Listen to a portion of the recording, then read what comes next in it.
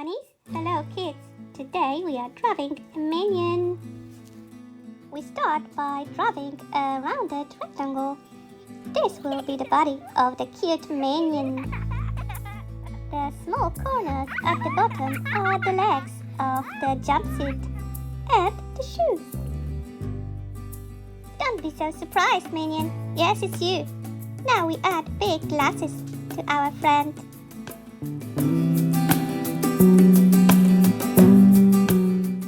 I color the Minion's eyes blue and fill them with the white concealer. You can find the coloring tools in the description. Don't forget to subscribe. Oh, my friend, let's change this hairstyle.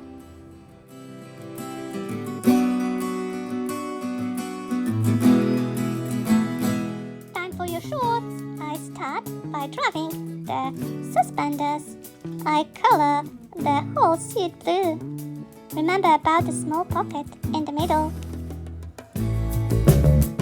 Now let's draw the long arms of the Minion. Color the whole thing in the Minion style and leave the hairstyle